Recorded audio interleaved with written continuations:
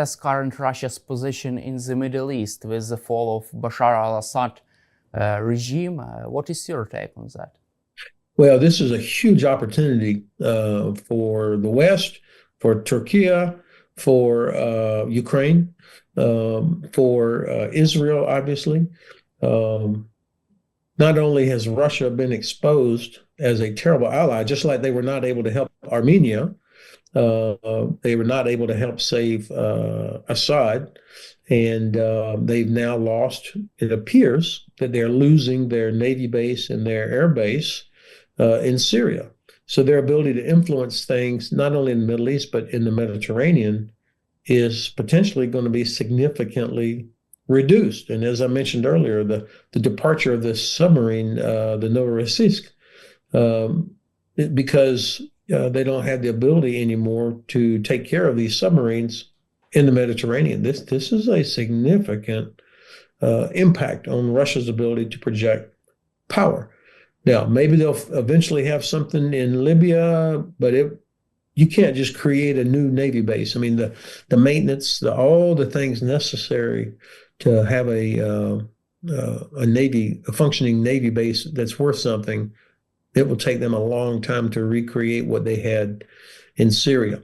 For Israel, obviously, the fall of Syria means that Iran's ability to continue to ship weapons to Hezbollah via Syria, that's probably over or dramatically reduced.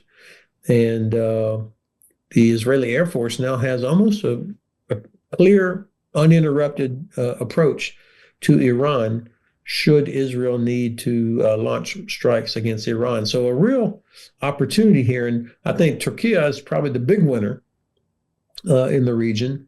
They can expand their influence into northern Syria.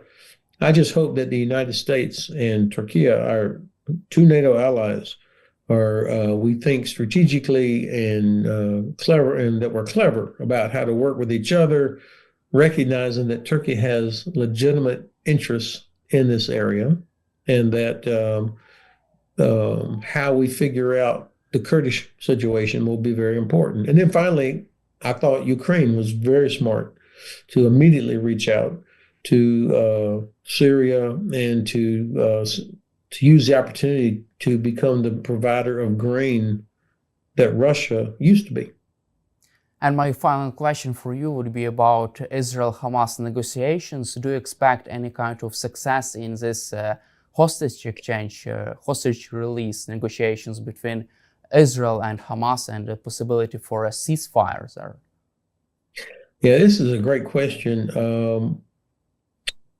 I can't tell if this is really a priority for the Netanyahu government. I think there are 100, 102 hostages still out there somewhere. Some estimate that maybe a quarter to a third of them are actually already dead, but their bodies have not been returned. We don't know. It's a terrible situation for those families. But it doesn't seem that this is the priority for the Netanyahu government. I can't tell yet exactly what the Netanyahu government intends to do in Gaza. You still have fighting going on. Certainly, Israel has the upper hand here. But I don't know what all they intend to continue doing. I do believe if you ask, why is this war still going on? I mean, hasn't Israel pretty much destroyed most of Hamas' ability to launch attacks? And I think that the Netanyahu government, for now, benefits in a cynical sort of way by Israel remaining at war.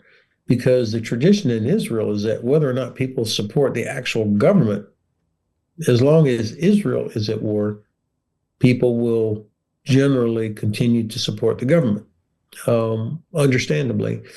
So I think that what happens after the war ends, what happens to Netanyahu, is a big factor here. Thank you, General Hodges, for your time and for your support for Ukraine, and glory to Ukraine. Heroam Slava. Thank you very much.